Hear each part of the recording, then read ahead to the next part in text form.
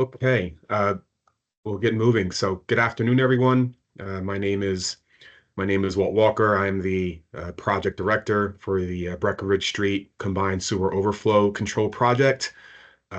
This is for the construction contract services. So we'll move to the next slide.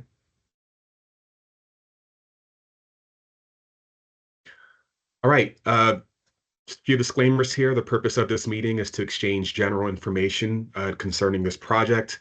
All information contained in this presentation is for information only.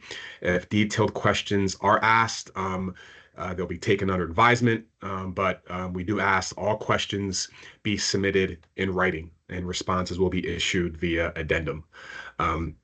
Information, the contract documents will govern. Again, if there are any questions that come in this meeting, we ask you to submit them through the chat or through the Q&A feature, and responses will be provided by addendum. Oral statements made at this meeting may not be relied upon and are not legally binding on Buffalo Sewer Authority unless an addendum is issued as a result thereof.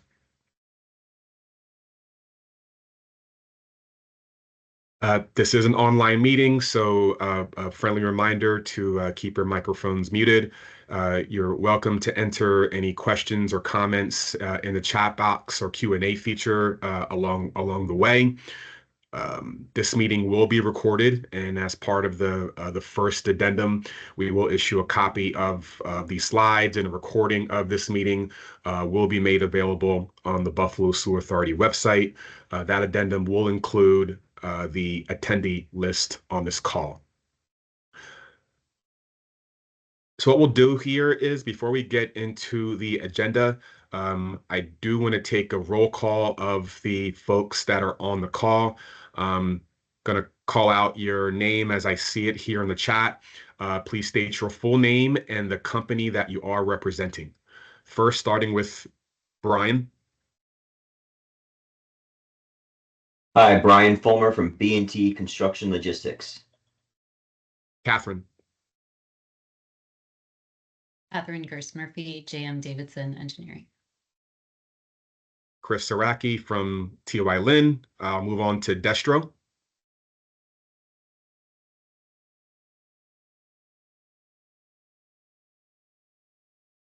Who from Destro is on the call? I just see the company name.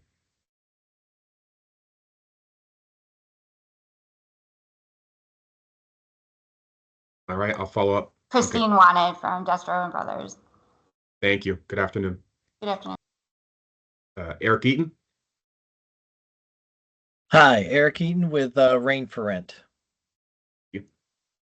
Katie. Katie Kloppinger with Keller. Can you restate that company name again? Keller North America. Gotcha. Thank you. Jack. Jack Caraher, National Water Main. Jamie. Jamie Davidson, JM Davidson Engineering. Jason.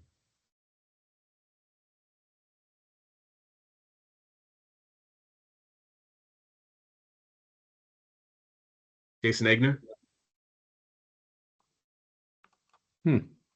Okay. Well, there you go. Yeah, I was trying to unmute there. Sorry. Jason Agner with Manning Squires. Thank you. Jeffrey. Jeff Petruzzi from In Situ Form. All right. I see the name Mark Cerrone Inc. Who from Mark Cerrone is on the call? Jeff Salvatore. Hi, Jeff. Good afternoon. Michael Cronin. Michael Cronin from In Situ Form. Michael Leone. Mike Leone, CME Associates. All right. And Mike Tirana. Mike Tirana, JM Davidson Engineering. Okay. I just see a Mike with no last name. Who's the other Mike I did not call on? It's Mike Jancy, PM Pavement. Thank you. Nelson. Nelson Leadwood in Situ Form. Nick. Nick Tomaszewski with Rain for Rent. All right, Liz Ricci.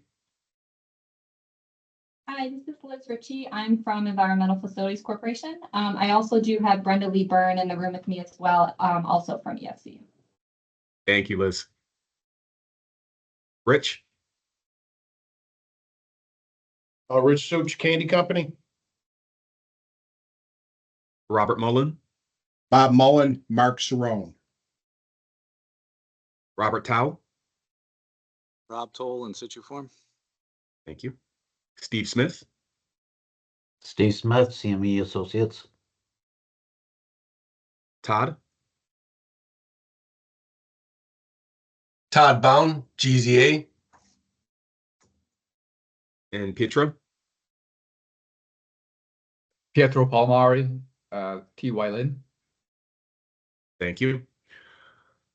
All right, and then joined by me, who will be speaking during this call, Rosie. Rosie Nogle, Principal Sanitary Engineer, Buffalo Sewer. And then from the design team, Katie. Catherine Baker with TY Lin. And Finn. Finn Hannenberry with TY Lin. Okay. Thank you, everyone. Next slide. Okay, so we will go through a brief overview of Buffalo Sewer Authority for those that have not done business with Buffalo Sewer before, go through the contract documents, scope of work, the schedule, and then close out with some general remarks and reminders before we turn it over to the EFC team to discuss the funding requirements. Next slide. So just went through the introductions there. Those are the team members that will be speaking on this call. And Rosie, I'll turn it over to you for an overview of Buffalo Sewer Authority and the role that this project plays in its overall long-term control plan. Okay, so Buffalo Sewer Authority operates and maintains the collection system, the sewer system within the city of Buffalo, with over 850 miles of pipe, and then and that also includes 52 CSO outfalls to the Black Rock Canal, Skajackwada Creek, Niagara River, the Buffalo River, and Cass Creek. And we also have 7 outside users, outside communities that we treat their flows, and they are responsible for operating and maintaining the sewers within their jurisdictions, but the flow does come through our interceptor system. And so we treat most of the sewage for Western New York. So Queen City Clean Waters is our updated and rebranded long-term control plan for controlling CSOs, combined sewer overflows. We started off on the long-term control plan about 10 years ago, mostly utilizing real-time control, putting storage in our existing system in inline storage. We are very quickly coming to the end of that phase and entering into this new Queen City Clean Waters, which is putting in a lot of new storage facilities. And so this Breckenridge real-time control is kind of a, that this project is sort of a bridging project between the new and the old, storing within this system, but also putting in some additional new pipe to serve for that storage purpose and rerouting flows in the system. Over the next 15 years or so, we are looking to spend about $1 billion, including at our treatment facility and at a total of 50 sites throughout the city of Buffalo. And so this project will actually eliminate for the majority of storms overflows to the Black Rock Canal from the Breckenridge overflow.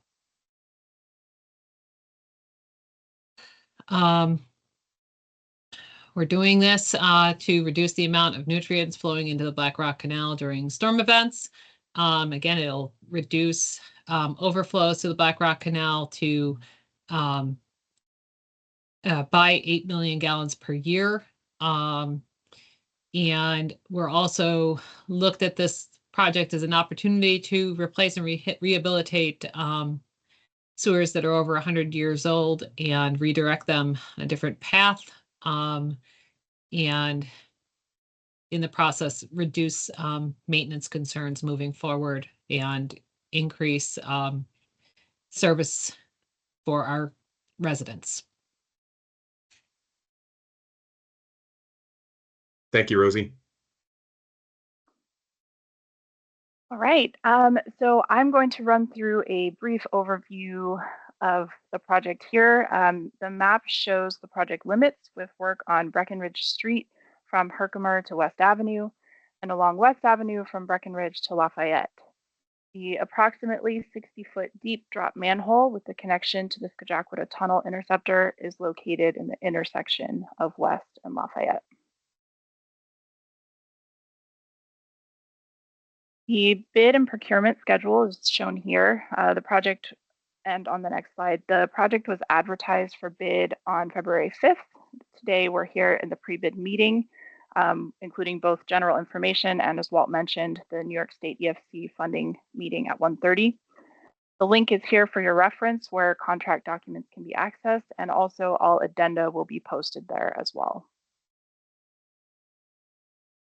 Pre-bid questions must be provided in writing by next Wednesday, February 26th by 5 p.m. Eastern, and questions and responses will be provided by addenda. Bid packages are due Thursday, March 6th before 11 a.m. Eastern at the office of the Buffalo Sewer Authority in City Hall. The bid opening will take place via Microsoft Teams at 11 a.m. on March 6th. Notice to proceed is anticipated in August of this year with substantial completion estimated in spring of 2028.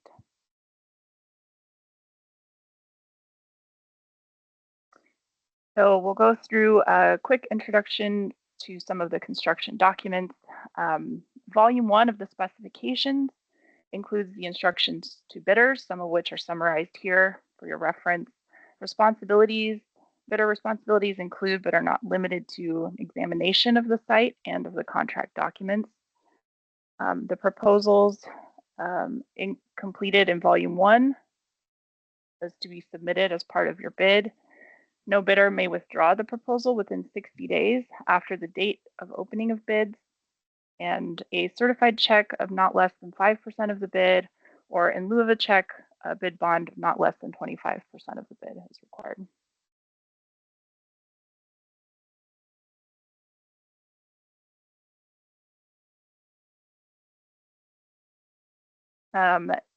This contract is an equal employment opportunity, and the EEO certification is included in Volume 1. The contractor will be exempt from payment of New York State sales or compensating use taxes or any such taxes of the city or county for all applicable materials and work covered by this contract, and the contractor exempt purchase certificate will be provided by the owner upon execution of the agreement. The non-collusion affidavit in Volume 1 must be included, and the insurance requirements are set by BSA for all projects. The bidder's insurance should be submitted with the agreement if the bidder is selected. Performance bond must be in the penal amount of 100% of the full contract price with a warranty bond of 10% of the full agreement price. Liquidated damages are $2,500 per day for each calendar day beyond the contract time limit as defined in Volume 1.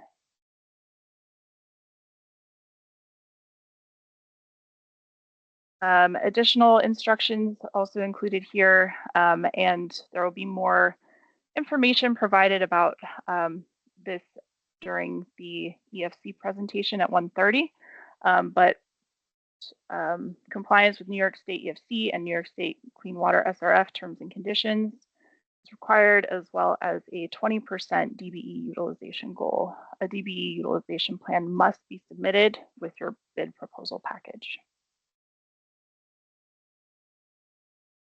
Next slide. This contract is subject to prevailing wage requirements, the Davis-Bacon Act, Build America, Buy America, use of American iron and steel, and once again, there will be more detailed information during the EFC presentation that follows at 1:30. As of December 30th, all contractors and subcontractors are required to be registered with the New York State Department of Labor, and failure to provide proof of registration will disqualify a bidder.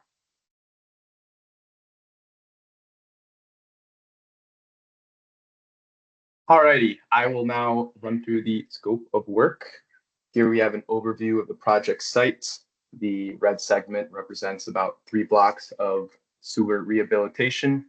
The orange segment consists of about 2 blocks of existing sewer replacements and the installation of a new combined sewer, leading to the construction of a new drop manhole structure. On Breckenridge Street, there's an existing brick arch-shaped combined sewer ranging from 24 to 32 inches in diameter. The sewer will be rehabbed by use of cured in place pipe liner. The manholes in this stretch are in good condition and do not require lining.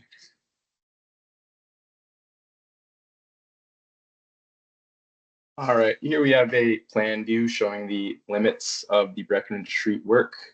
Sewer is 24 inches on the upstream ends at the Herkimer Street intersection, with the last stretch being increased to 32 inches in diameter. The lining will end at the West Avenue intersection. Also shown are typical cross-section views of the arch-shaped pipe.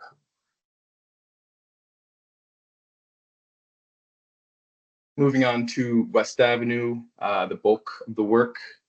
This graphic shows an overview of the existing 12-inch collector sewers through the east and west sidewalks on West Avenue. These will be replaced in kind and new manholes will be constructed.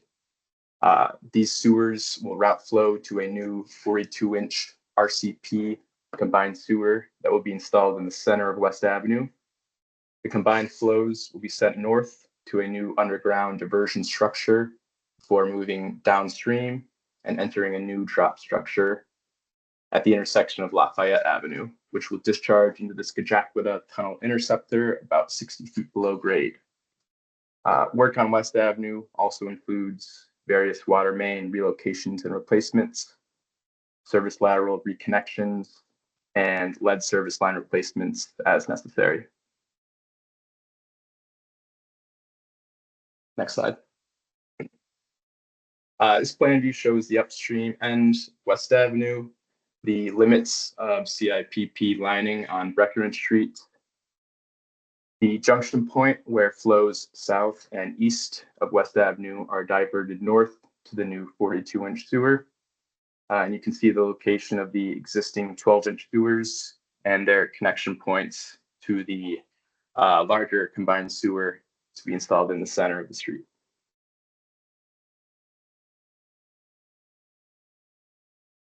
Here we have the downstream end showing the limits of the 12-inch collector sewer replacements, new manhole construction points. This is where flow will enter the flow diversion structure, separating dry and wet weather flows before moving downstream to the new drop manhole structure. Here you can see section views of the diversion structure, which houses a flow regulating device and a bending weir. These will work together to separate flows between 2 vortex flow inserts that are located within the drop structure, which we'll see next. Here you can see the structure housing 2 vortex flow inserts, which are manufactured by IPEX. The larger unit, 54 inches in diameter, and the smaller is 24 inches in diameter.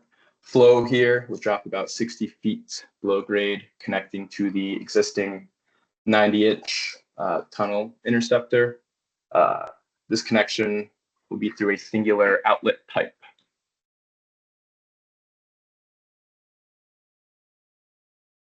Here's a brief overview of the waterline work, which will include various sections of trenchless relocations. 16-inch water main will be relocated west. This runs down the length of West Avenue to make room for the new combined sewer. Also involved are spot lead service line replacements where required.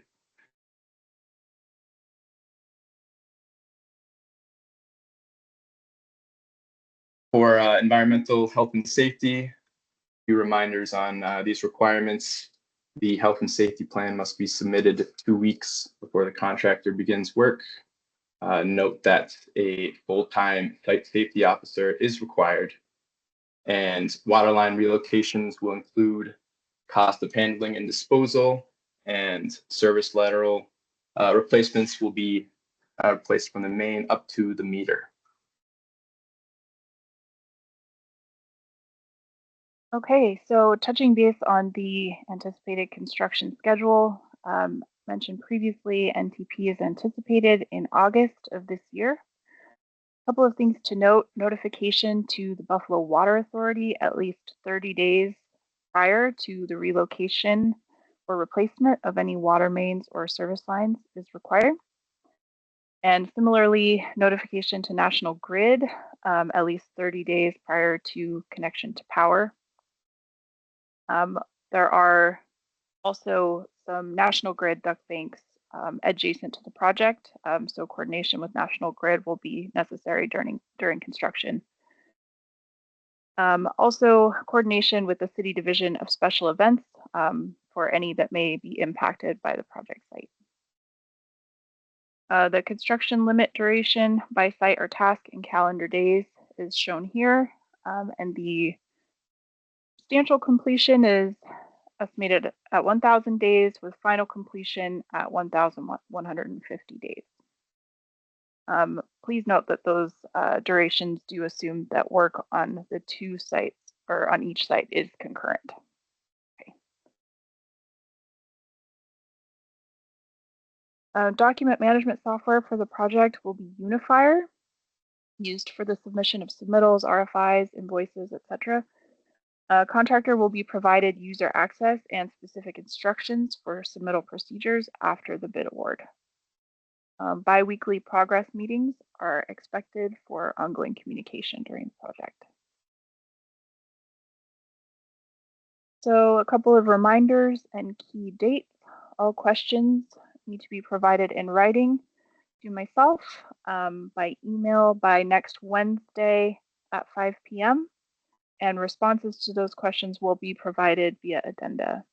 Once again, bid packages are due Thursday, March 6th before 11 a.m. at the Buffalo Sewer Authority in City Hall. And the bid opening will take place at 11 a.m. on March 6th. Don't forget to submit your DB action plan with the bid package, and the access of all the documents and the addenda, including this presentation, will be available via the Avalon Plan Room.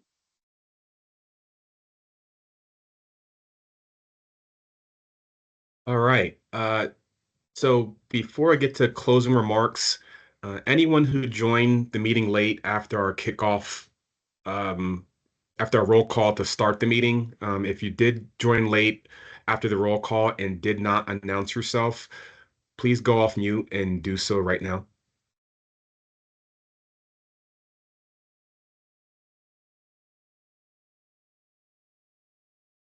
I do see a MSH initial. I don't recognize calling that one out. Who's on the call from MSH? Assuming that's Manning Squires heading, but any individuals on the call besides those that have already announced themselves?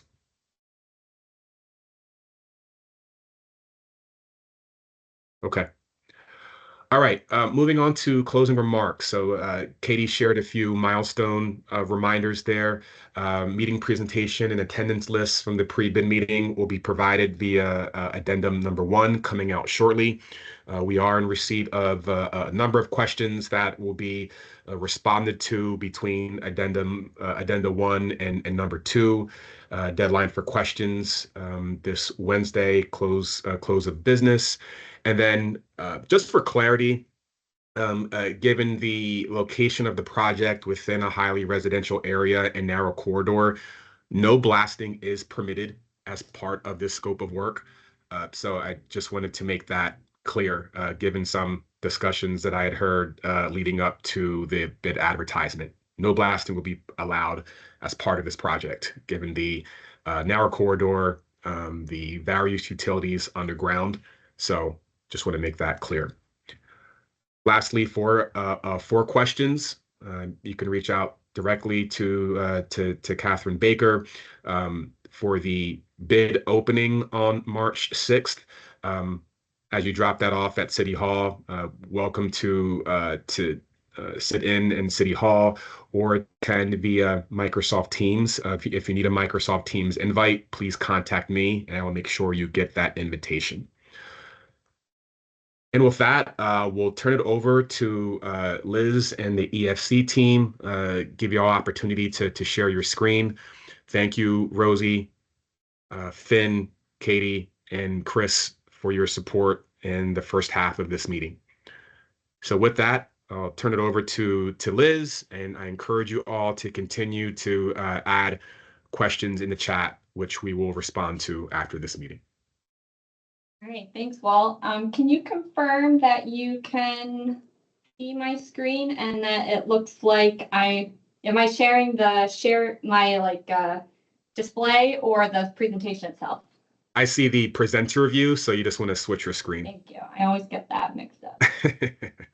Understood. Try this. Does that look better? There you go. Perfect. All right, thank you so much for having us. My name is Liz Ritchie. I'm a project manager in our engineering division, and I also have Brenda Lee Byrne, who is one of our program compliance representatives. We're going to be sharing the presentation slides today, so hopefully we can give you a good overview of who EFC is and our programmatic requirements that will be in place for the duration of the project. All right, so we're going to talk a little bit. Let me get rid of this. Okay. We're going to do a very brief overview of who EFC is. If folks on the call are not familiar with our agency, we're going to be spending some time on the DVE compliance aspect of the project. Will be one of the first requirements that you're going to be working towards.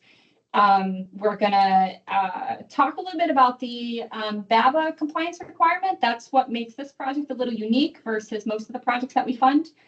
And then just generally give an overview of some of our ancillary requirements. We're going to be collecting some paperwork on the back end of the project. So we'll give you some highlights of what to expect that will help you with your paperwork trail if you are awarded the project. And I wrote Q&A session on here, but really any questions that you have, you can convey those to BSA and we can help answer those as part of the addenda process. All right, so very briefly, EFC essentially is a funding agency. We are providing financing to BSA to fund their project. So of course, our funding comes with strings attached, which are the programmatic requirements that are included as part of the front end of your specifications. But we do, provide all sorts of funding. But in particular, we're just providing the financing for this particular one. So we have terms and conditions. They're going to look like this cover sheet on the right. They are specific to the type of funding that the municipality has received. This one it's sort of insider baseball, but it's been tagged as an equivalency project. And what that really means is this project has additional federal requirements that are not normally in an EFC funded project. We're going to highlight a lot of those in this presentation today. But of course, any questions that you have, we have lots of staff at EFC that can help clarify anything if you are awarded the project, as you go through our process. But The terms and conditions are included in the front end of the specifications. These do trickle down to your subcontractors. They need to comply with the same requirements that you do. And we do have a companion guidance packet available that go into further detail than what's provided in the official terms and conditions. This is just a high level of what we're going to talk about. The DBE, the Disadvantaged Business Enterprise. This replaces our usual Women and Minority Owned Business Enterprise, MWBE. Equal employment opportunity, which is already included, as Walt had talked about earlier in the presentation. We have our Build America, Buy America, which we're going to go into a lot more detail on. The federal prevailing wage, and then a couple of these other ones, or the ancillary ones, we'll just really talk about at a high level, but we do have a few other less detailed ones.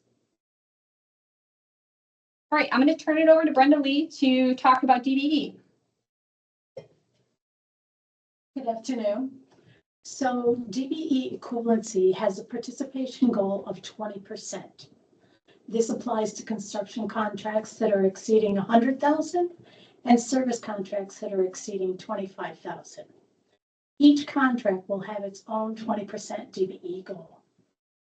The goal can be met through adequate demonstration of good faith efforts, DBE searches using commodity codes from NAICS and NYSDOT, along with the counties of the work region on the New York State Unified Certification Program site to find certified vendors that need to be solicited. This link is on the DBE utilization plan that's on our website. It's in the first page, so you can click there and go right to it. When you do the searches, the location for this area, the counties that will be included are Allegheny. I'm going to take a shot at Cattaraugus. Cattaraugus, Chautauqua, Erie, and Niagara. Thank you. So understand and incorporate mandatory terms and conditions. Conduct the good faith efforts towards the goals. Provide the MBO with a utilization plan and/or waiver request form. The MBO is designated and employed by the recipient as a minority business officer or compliance officer responsible for DBE reporting and compliance. Work closely with the MBO on any compliance issues, and copies of the subcontracts go to the MBO. And the project MBO is Charles Riley, and the project MBO alternate or additional contact is Rosie. So for good faith effort, it's outlined in section 4. All the documents are individuals and they come in specific formats. So a schedule of values will be a detailed document that lists all your work tasks and materials and the corresponding costs for each task or item. This will be the list of the things that you need to do searches for. DBE search for each task that can be subcontracted. It needs to be all the work tasks on your schedule of values and all the material. Utilize the DBE directory and use commodity codes. We have a helpful guidance website on a video on our website. It is for MWBE, but it applies to the DBE also. When you do your searches and it lists certified vendors, they need to be solicited, and this result goes into the solicitation log. We have a sample of the format in Excel that's on our website also. It should be submitted in this form. All the vendors listed should be solicited twice by different methods. Say you do phone or email. Of course, if they say no the first time, you're not going to list an additional one. And the contract must provide good faith effort for change orders over 25,000 after their original utilization plan or waiver request has been accepted. And you also need a brief letter of explanation. I can't talk anymore. If a waiver is requested.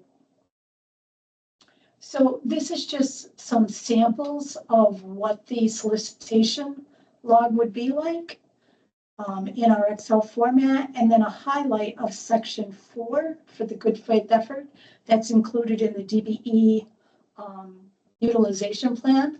Looking at number 3, Screenshots of search results using commodity codes and the counties for the location should be individual. So if you have a search for asphalt, it would be DBE search asphalt. If you have a search for excavation, it would be a separate file, DBE excavation.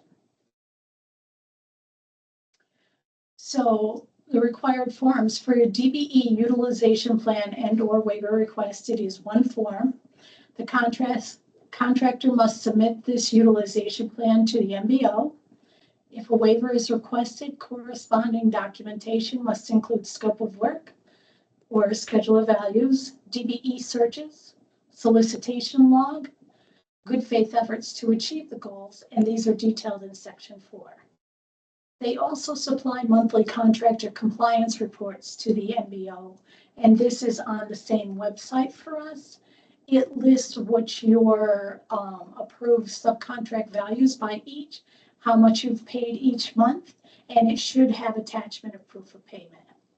Now, there can be disbursement holds, meaning money going out to Buffalo Sewer with the UP waiver approval, or if there's low subcontractor payments, or the quarterly reports aren't presented each quarter. This is just a screenshot of the utilization plan. Section 1 is filled out by the MBO when they review it after it's completed. Section 2 is the information of the prime contractor. Description of work is the work that actual vendor is performing. And then section 3 is where you would list your certified subcontractors. They need a scope of work. All things need to be filled in, even if you have TBD for start date.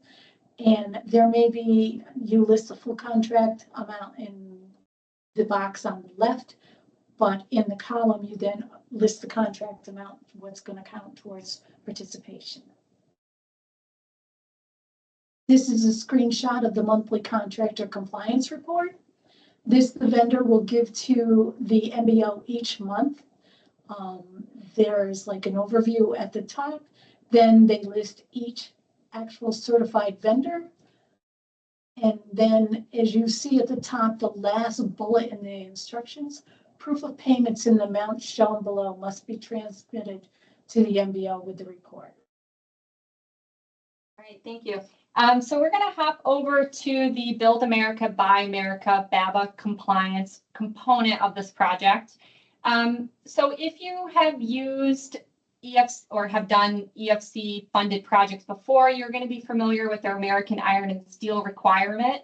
The federal BABA requirement was put in place a few years ago, and it expands the domestic preference beyond iron and steel.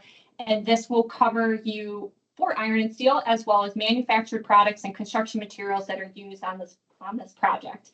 So it's going to be applicable to anything that is permanently incorporated into the project. So if you have anything that's temporary use during construction, this wouldn't apply to just anything that's permanently installed.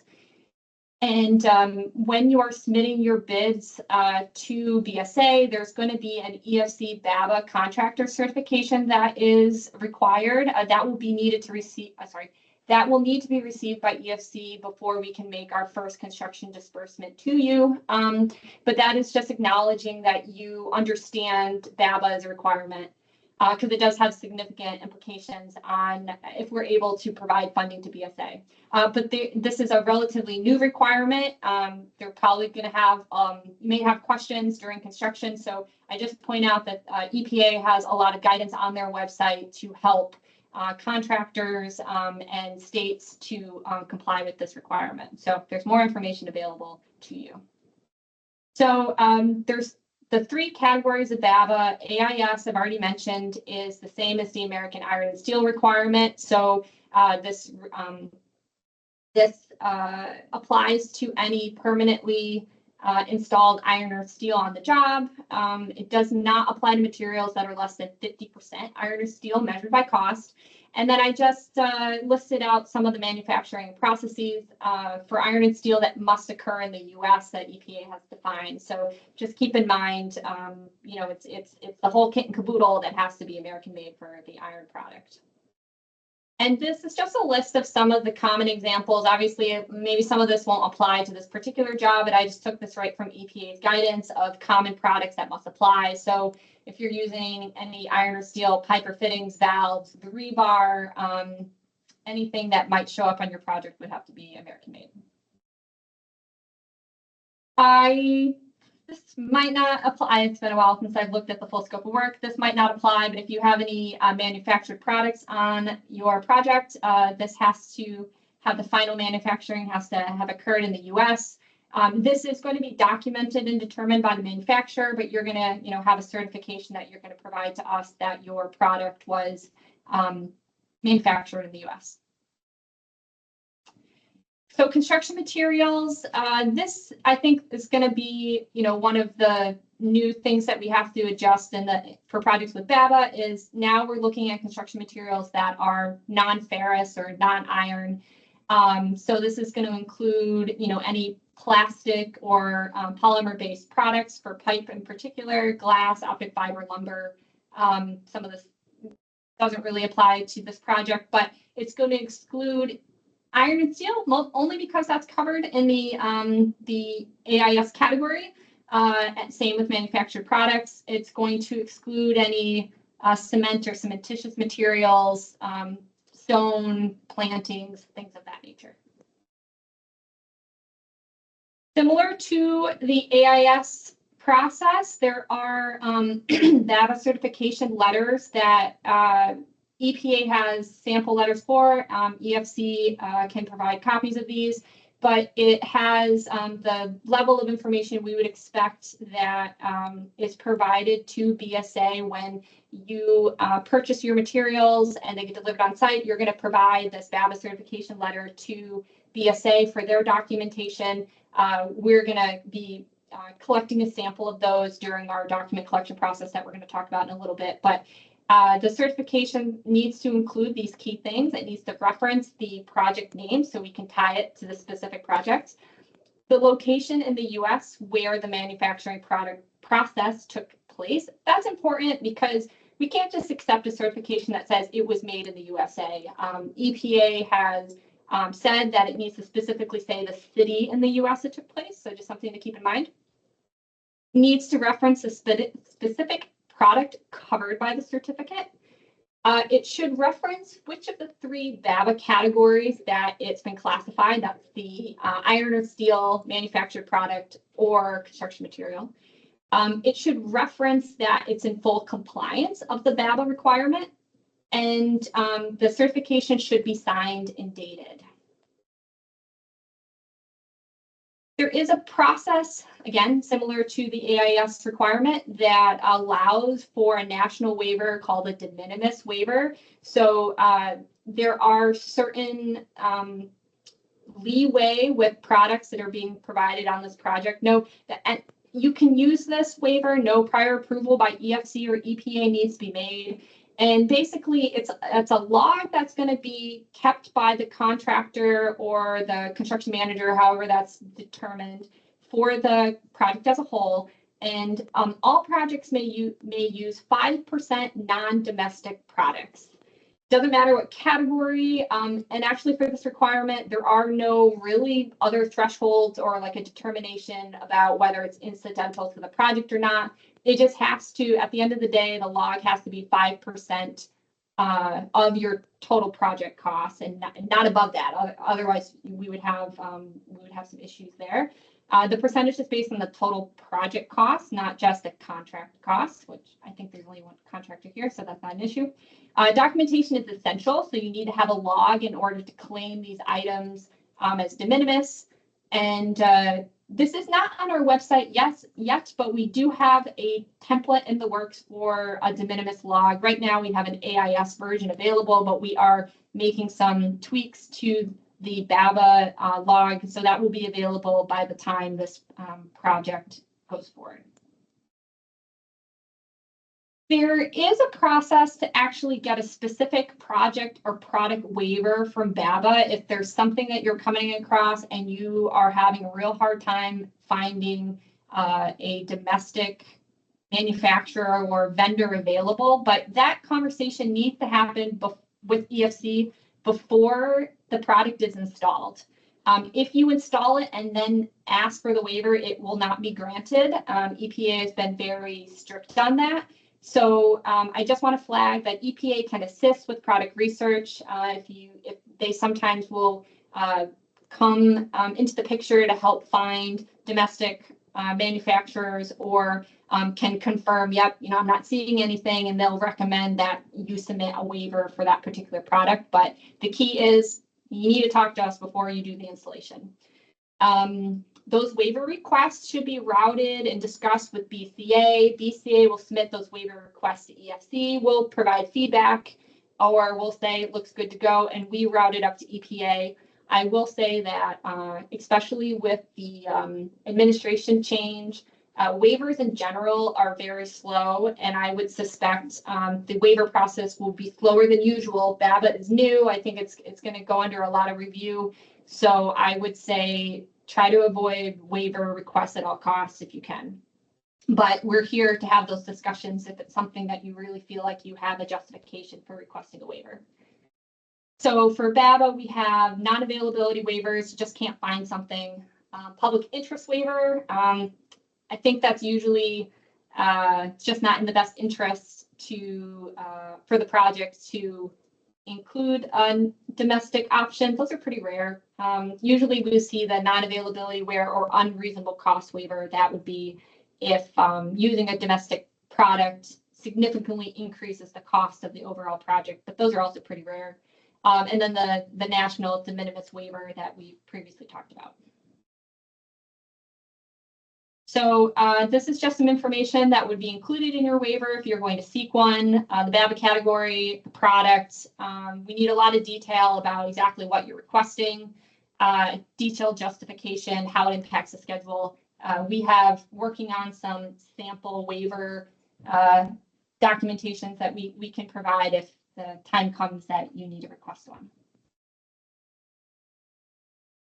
All right, and so these next couple of requirements are going to be a lot faster than the first two. Those are kind of the big meaty ones.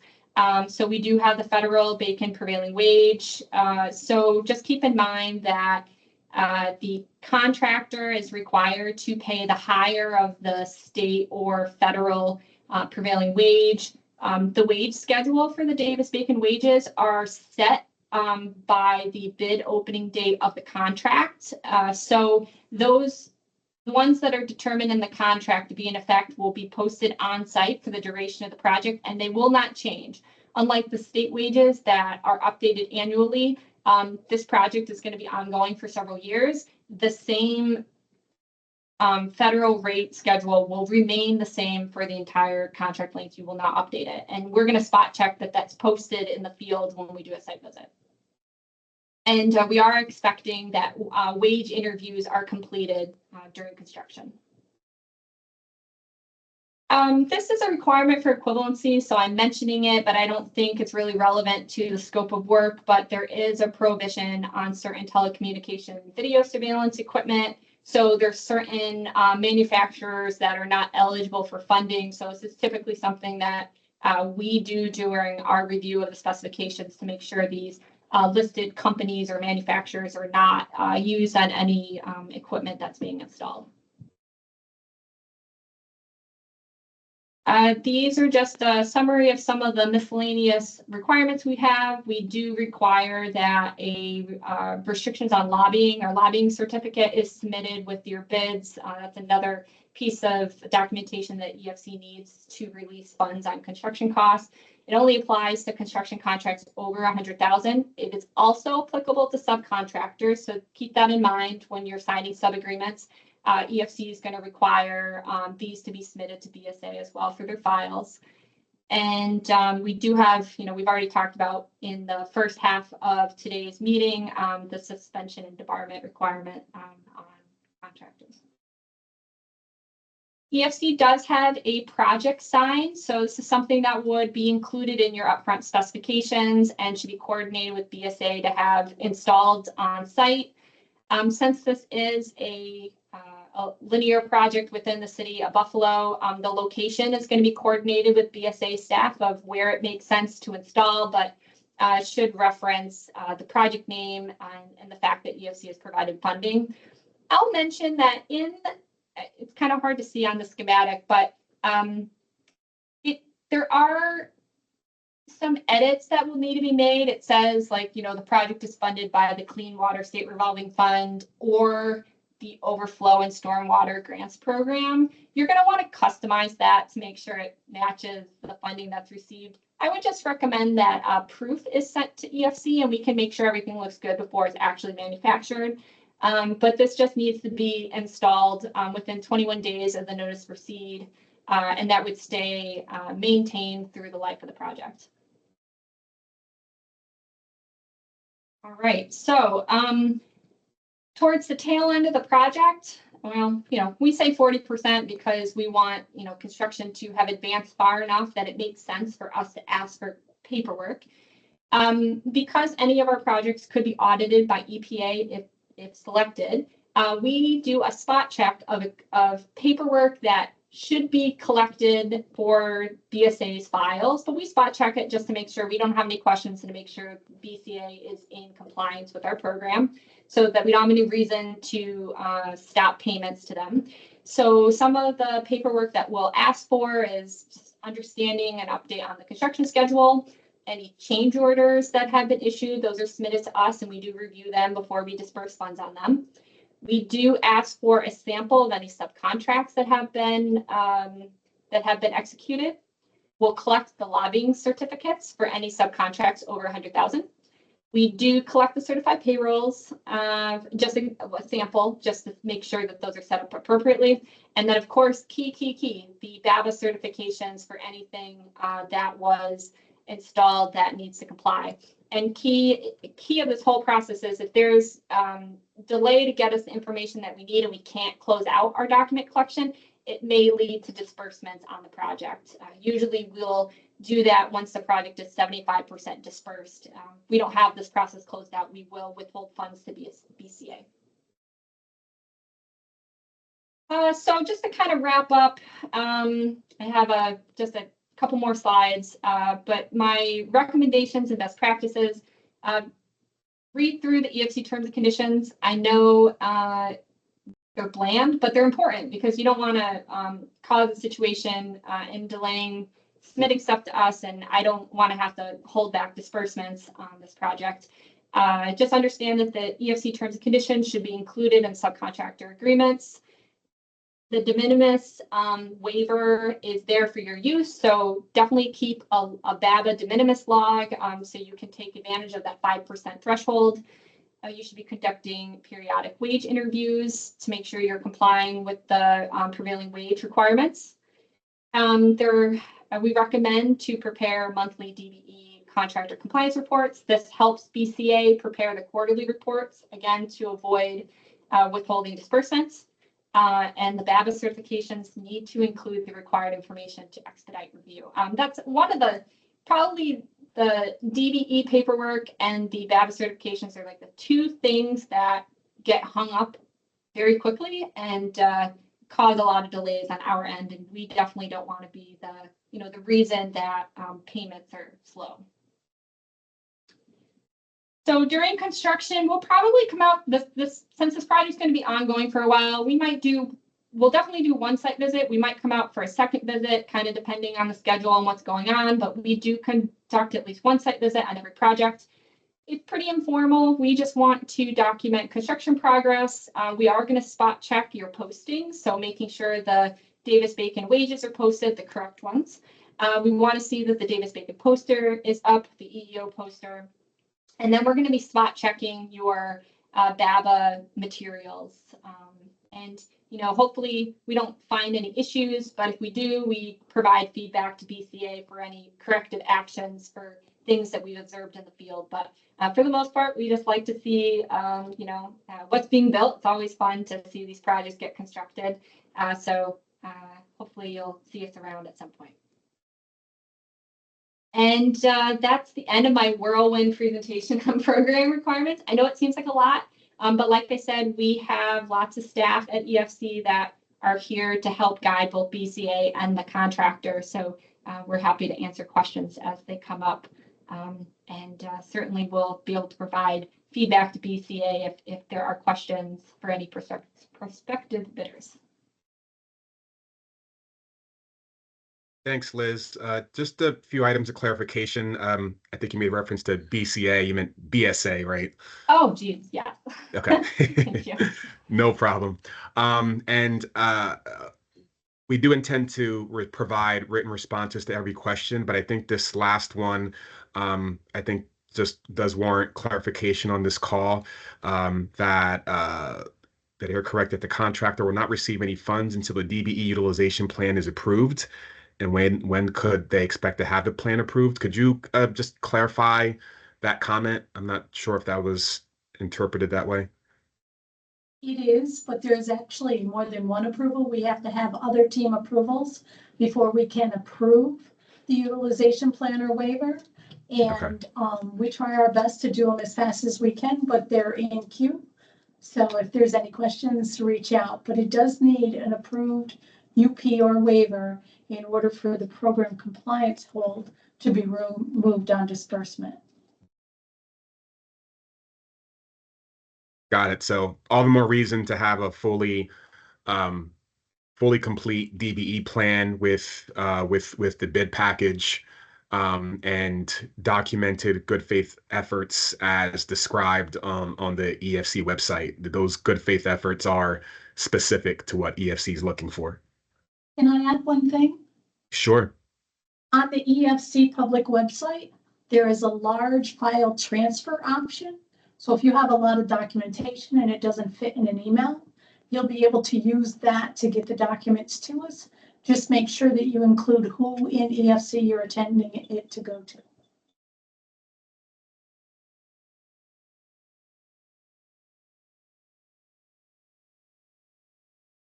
Understood. Thank you. And that DBE utilization plan is critical, and the approval of that is critical for notice to proceed. Walt, just a little more clarification. So the disbursement of funds from EFC, is that disbursement of funds to BSA or disbursement of funds to the contractor? EFC disperses funds to BSA. They have funding with us and they are our customer. Okay. Yeah, right, so I was just going to say, essentially, we have an agreement with BCA for the funding. So, BSA, sorry. Anyways, I can't explain myself. Yeah, we have the agreement with the authority. So any delays in payment would be to BSA, and then that would trickle down to the contractor from there. Okay, thank you for the clarification.